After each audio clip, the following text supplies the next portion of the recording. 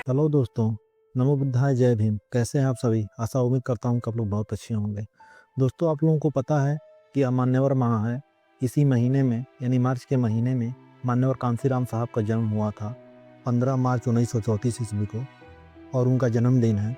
तो सबसे पहले हम लोग यह जान लेते हैं कि मान्यवर कांसीराम साहब का जन्मदिन हम लोग कैसे मनाएं, क्योंकि जो लोग राजनीतिक पार्टी से जुड़े हुए हैं या जो घर से बाहर जाने वाले लोग हैं, वो तो कहीं भी कार्यक्रम में चले जाएंगे, जा करके वो कार्यक्रम में शामिल हो जाते हैं, मना लेते हैं। लेकिन घर परिवार में अगर बहुजन माहौल देना है, बहुजन संस्कार देना है, तो हमें मान्यवर कांसीराम साहब का जन्मदिन क्यों मनाना है और कैसे मनाना है, दोनों चीज़ समझ लेनी है। तो दोस्तों, सबसे पहले ये बात समझ लेना है कांसीराम साहब का जन्मदिन क्यों मनाना है। तो दोस्तों, आप लोग तो जानते ही हैं कि मान्यवर कांसीराम साहब ही वह महापुरुष हैं जिन्होंने बहुजन विरासत से आज की जितनी भी संख्या है, जितने भी लोग हैं, उन्होंने ही परिचय करवाया है, किसी और ने नहीं कराया है। क्योंकि जितने भी महापुरुष हमारे थे, उनको साजिशन उनके इतिहास को मिटाया जा रहा था। उनके बाबा साहब अम्बेडकर के भी विचारों की हत्या की जा रही थी। उसी समय मान्यवर कांसीराम साहब का जन्म होता है 15 मार्च 1934 ईस्वी को रोपड़, पंजाब में। मान्यवर कांसीराम साहब जी के पिता का नाम होता है एस हरि सिंह और माता का नाम होता है बिशन कौर। और वह साइंस ग्रेजुएट होते हैं, जो कि साइंस से ग्रेजुएशन किए रहते हैं और डीआरडीओ में ए ग्रेड की नौकरी कर रहे होते हैं। दोस्तों, नौकरी छोड़ने से पहले मान्यवर कांसीराम साहब को कुछ भी पता नहीं होता है बहुजन मिशन के बारे में। एक घटना घटती है और घटना से उनको पता चलता है किस तरीके की बात है। मान्यवर कांसीराम साहब डीआरडीओ में नौकरी करते हैं, साथ ही दीना भाना जी भी नौकरी कर रहे होते हैं, और उनको नौकरी से निकाल दिया जाता है। निकाला इसलिए जाता है कि वह बाबा साहब अम्बेडकर की जयंती मनाने के लिए 14 अप्रैल की छुट्टी के लिए वो एप्लीकेशन डाले रहते हैं। उनका एप्लीकेशन कैंसिल हो जाता है क्योंकि वो बाबा साहब का जन्मदिन होता है, इसलिए छुट्टी नहीं मिलती है, और वो बिना छुट्टी लिए ही चले जाते हैं जन्मदिन मनाने, और उस दिन नहीं आते, इसलिए उनको सस्पेंड कर दिया जाता है। यह बात मान्यवर कांसीराम साहब को पता चलती है, जाकर के वो भिड़ जाते हैं कर्मचारियों से कि इनको क्यों निकाला गया। लेकिन दोस्तों, मान्यवर साहब को खुद नहीं पता होता है कि बाबा साहब कौन है।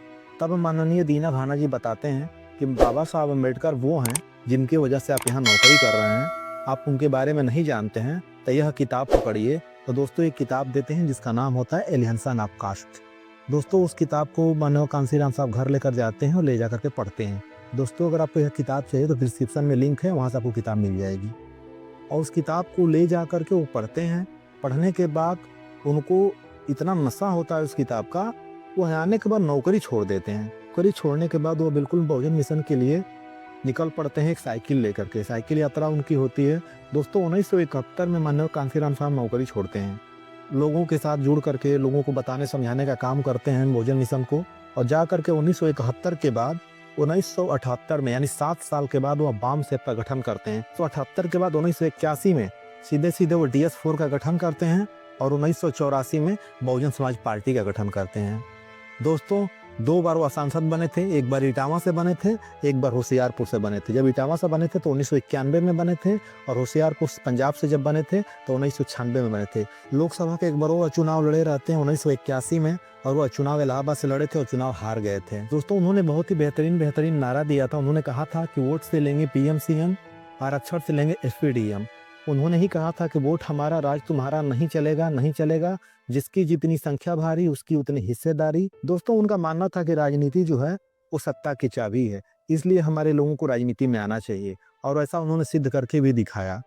दोस्तों, हम आगे बढ़े उससे पहले आप लोगों को बता दें कि घर परिवार में सबसे पहले आप मान्यवर कांसीराम साहब, बाबा साहब अम्बेडकर तथा तथागत बुद्ध, कम से कम 3 लोगों की तस्वीर आप लोग मंगा लीजिए घरों में। फूल माला मंगा लीजिए, कैंडल मंगा लीजिएगा, कम से कम 6 कैंडल मंगा लीजिएगा। भारतीय संविधान को मंगा लीजिएगा। और मानव कांसीराम साहब की एक पुस्तक थी, चमचा युग। अगर वो पुस्तक आपके पास उपलब्ध हो तो ठीक है, नहीं उपलब्ध हो तो मैं डिस्क्रिप्शन में लिंक दे दूंगा, और जा करके वहाँ से संविधान भी परचेज कर सकते हैं आप, और चमचा युग की बुक भी परचेज कर सकते हैं। दोनों चीज़ें आपको डिस्क्रिप्शन में मिल जाएंगी। और यह सभी सामान अगर आपके पास उपलब्ध हो जाता है तो आप अपने घर परिवार के लोगों को 15 मार्च के दिन यानी मानव कांसीराम साहब के जन्मदिन के दिन सुबह में 8 बजे या 7 बजे, जो भी आपका समय संभव हो सके, परिवार को इकट्ठा कीजिए, बैठाइए। सभी फोटोग्राफ्स, अगर फोटोग्राफ सबकी मिल जाती है तो अच्छी बात है, लेकिन कम से कम इतना मंगाने की कोशिश कीजिए आप लोग जितना मैंने बताया है। तथागत बुद्ध की, बाबा साहब की और मानव कांसीराम साहब की कम से कम 3 फोटोग्राफ्स आ जाए, इससे ज़्यादा हो जाए तो अच्छी बात है। आप इन फोटो को लगाइए, 5 मोमबत्ती रखिए, और अगर आपको तथागत बुद्ध का वंदना आता है तो ठीक है, नहीं आता है तो कोई बात नहीं, आप मोमबत्ती जला करके उन्हें याद करिए, उनको नमन कीजिए।